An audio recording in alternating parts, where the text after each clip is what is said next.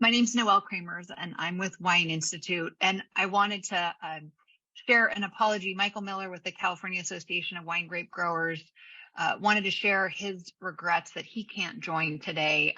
He's down in Los Angeles at a Cal OSHA Standards Board meeting, but I know he wanted me to let everyone know that COG is working hard on this issue in connection with Wine Institute, Lake County Farm Bureau, and Lake County wine growers. But I want to thank everyone for joining us this afternoon to learn more about frost protection and water conservation, which are very important topics, given the recent focus on conservation for the Clear Lake hitch. And for anyone who's not familiar with the hitch, it's a large minnow that's endemic to Clear Lake, and the adults live in the lake most of the year, but each spring they travel up the tributary creeks to spawn. And to provide a bit of background, in 2014, the hitch was listed under the California Endangered Species Act, and it's been petitioned for listing under the Federal Endangered Species Act. And the U.S. Fish and Wildlife Service has said that they have to make a decision on that listing by January of 2025. So ultimately, it may be listed under both acts, but right now it has protection under California's act.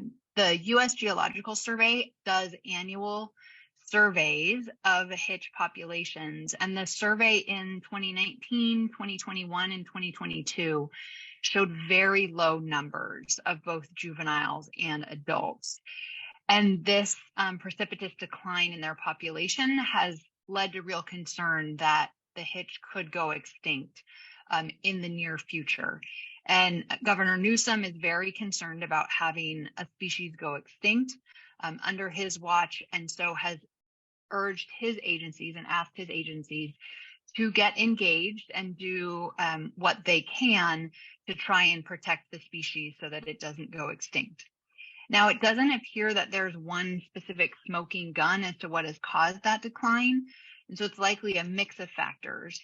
But given the sharp decline, the State Water Resources Control Board has reached out to the wine grape growing community earlier this year to explain the need for conservation measures, and that if those conservation measures aren't taken on a voluntary basis this year, that next year they will implement regulations that will mandate certain actions, such as curtailment of groundwater pumping and diversions, as well as potentially adopting an information order that would require water users to report both groundwater pumping and any diversions to the State Water Board.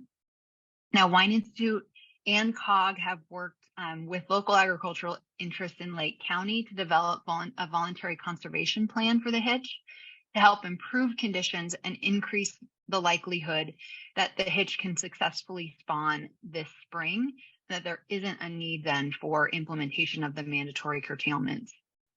Part of this plan is to share information on best practices for frost control and water conservation with local wine grape growers, which brings us to today's presentations. But before we get started on the presentation, there was a little bit of news that came out on Friday that I wanted everyone to be aware of. So on Friday, the governor issued an executive order, and I'll put a link to that in the chat once I stop talking, that streamlines the ability of farmers to divert flood flows onto their properties for the purpose of groundwater recharge. Now, I know most of the water in Lake County is obtained through groundwater pumping rather than direct diversions, but given the forecast for another atmospheric river, I just wanted everyone to be aware that that was a possibility to simplify that process if you have property adjacent to a creek that is going to go into a flood stage and you could divert to add to the groundwater this year. That could be very helpful in the long term. But I want to thank everyone who's presenting today, as well as all of you for taking time out of your busy schedule to listen and learn more about both frost protection and water conservation so that we can reduce the overall water demand and help conserve Clear Lake hitch. So thank you, everyone.